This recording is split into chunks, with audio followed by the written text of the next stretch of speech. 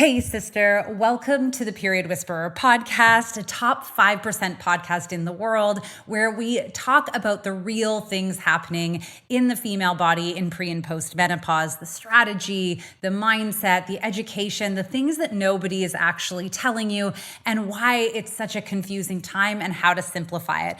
I'm really excited that right now we are opening the doors to the Perimenopause Posse for next month, a place for strategy that you need in order to actually work on healing your own hormones, for clarity and education through live coaching, getting your questions answered, mindset support by understanding how to keep going when you know it is challenging or how to shift it so it doesn't feel so challenging, and of course, a supportive community there. Because listen, especially if you're in a hetero relationship, this is a lonely time because no one in your family understands what it is that you're going through, or nobody's experiencing it at the same time. Yes, we have our friends, but more often we're complaining about what we're going through and that we have to accept it and that we don't have that knowledge base. So come into the Perimenopause Posse. Enrollment is open right now for you to get live coaching, actual strategy, hundreds of bonuses, and real community support by other women going through this. Hop on over to the link below and come join us for our next live coaching call.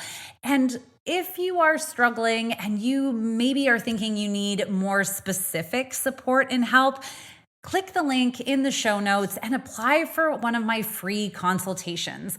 I love connecting with women and leaving you with something that you can actually implement to feel better right away. All right.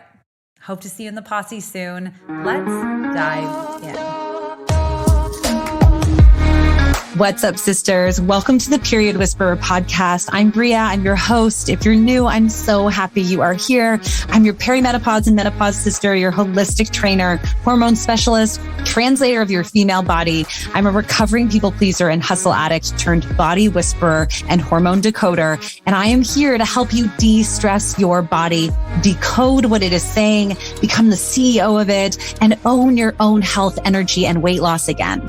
This show is for you, the overwhelmed, overworked, underappreciated step woman who dreams of a body they feel strong, energetic, and sane in.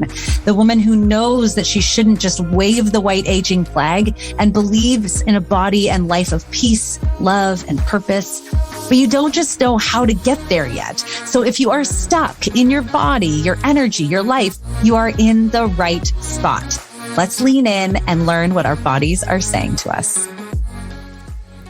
Hey sisters, Bria here, your host of the Period Whisperer podcast. Are you ready to talk about something a little controversial today?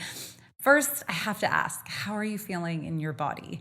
If the answer is that you are struggling, that you are in hormonal chaos, which means you are unable to lose weight when you're trying, you feel like no matter what you do isn't working, you're feeling bloated, or your skin is struggling, or your periods are all over the place, or when they come, it feels like a murder scene, or you're having digestive issues, or you can't sleep at night, or you're having hot flashes, or you just overall don't feel well. Maybe you're struggling with a little bit of lowness or a little bit of anxiety. Whatever it is, these are all signs of a hormone imbalance, and perimenopause kind of comes in and really highlights what those things are. So if that is how you are feeling, I hope this episode gives you some peace. I hope that you are checking out the past episodes, because the most important thing you understand is that you don't have to feel that way. I was there. I've worked with hundreds of clients now that have been there, and you can feel a difference in as little as a week if you make some of the changes I talk about here on the podcast. But today specifically, I want to talk about a little saying that we hear over and over again in the fitness and wellness industry that's known as muscle burns fat. And I used to take this in quite a lot. I see it all over the place, really, and I hear it even from my clients, wondering if that's why the scale is going up or not. And don't get me wrong, that muscle weighs more than fat, but this saying, muscle burns fat, is really confusing and a little misleading to all of us. because muscle doesn't actually burn fat. What the creation of muscle does to break it down for you, and this is really what I try to do for you here. And because I know for me, when I'm learning something, I like to think of it in a really simple, metaphorical way that I can kind of understand. So I really try to do that for you. Take the science, take the facts, and bring it down into a way that you understand. What muscle actually does on our body when it comes to our metabolism and our caloric needs, muscle itself requires a greater energy source in order to maintain, in order to create and keep itself, essentially. So that is a wonderful thing. It means that your metabolism can be revved up a little bit higher, meaning your basal metabolic rate, your metabolism, your basic caloric burn while you are at rest is going to be higher, which again makes our metabolism ticking a little bit more. And when your body is in a balanced place, when your hormones are balanced, when you're in homeostasis, the building of muscle means it requires more energy, and that energy will be pushed from your body to be taken from the stored fat. And this is where this idea of muscle burns fat sort of comes from. The trouble with it is what I picture it as when I first heard that term, and what I hear, I think, from my clients is literally like, if I do the things to create muscle, it's going to kind of eat away at the fat in my body, right? And that's just not the truth of what's happening. It just creates a higher energy demand, which can be a really good thing, yes. However, in these perimenopause, these pre-menopause years, or if you're struggling with a hormone imbalance at any point in time, and let's keep this real, 80% of women will struggle with a hormone imbalance in their lifetime. And if we know that pretty much all women in premenopause are dealing with some level of hormone imbalance, we know that the bulk of those women are having these major issues now. Those of you in the 35 to 55 age range struggling with it right here and right now. So the problem is that when we are in this hormone imbalance, the body has to be working extra hard to deal with this balance. It's working behind the scenes at all time to bring us back to that place, which means it's using energy to do that.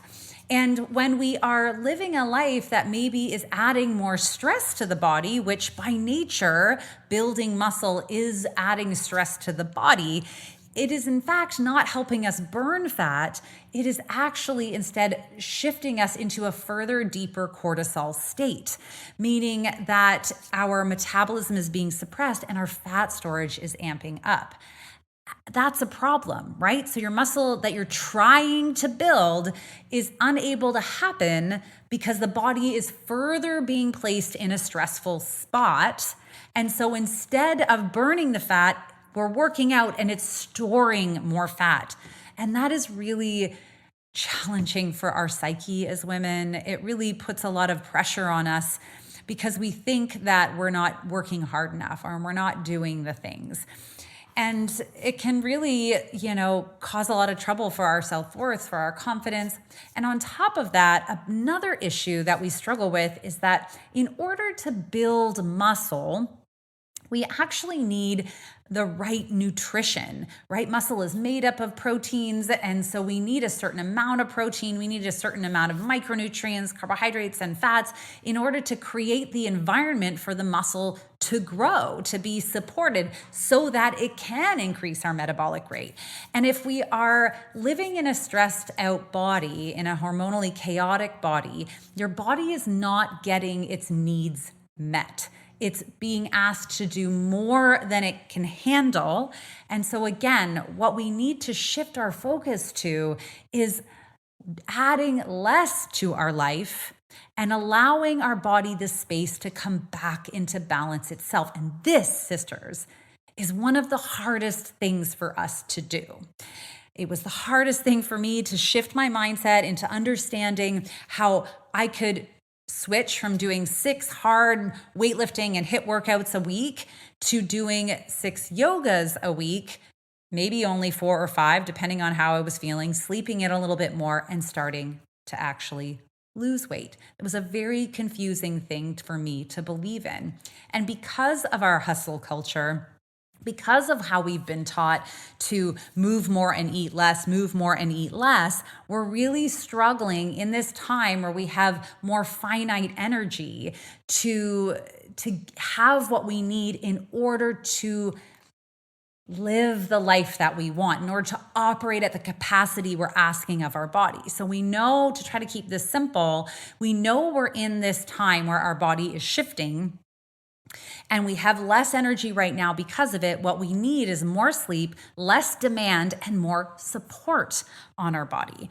So to try to, break this down further for us, what this actually does, if we're trying to do hard workouts, whether it's endurance cardio or whether it's long weightlifting situations or whether it's high intensive interval training, if these things are not added into your life here and there because they purely bring you joy and you're ending them feeling a bit more exhausted and you're struggling in a hormone imbalance, it's not the right fit for you right now. And you will not be able to build the muscle so that it burns, creates a higher metabolic burn for you in your body. You see the difference there? So it's not actually growing and then eating the fat in your body, and it's that it creates a higher energy demand. So if you're not serving that energy demand, if you're not supplying that energy demand, geez, I feel like I'm back in first year econ in university. Supply and demand. When you do a heavy workout, weightlift, building muscle, cardio, whatever it is that you're doing, and that creates a bigger demand of energy. And if you are not supplying that energy through sleep or through nutrition or through pleasure and joy, or really through a mix of all of those things, then you're not building the muscle and you're sucking yourself dry, and you're pushing yourself further into a stressed out mode, causing greater fat storage, causing lower metabolics, causing greater suffering from these issues that you're having in your perimenopause. So what do we really need to do here? Before you go diving into a hard workout program, we have to first and foremost make sure that we are having quality sleep. Yes, everyone needs to move their bodies every single day, but when you are working out in a way that is consciously stressing out your body, like building muscle, you need a minimum of 7 hours of quality sleep consistently in order to repair, in order to have the ability to actually repair and build the muscle. Otherwise, you're not getting anything out of that workout at all. You're just losing energy in that time frame.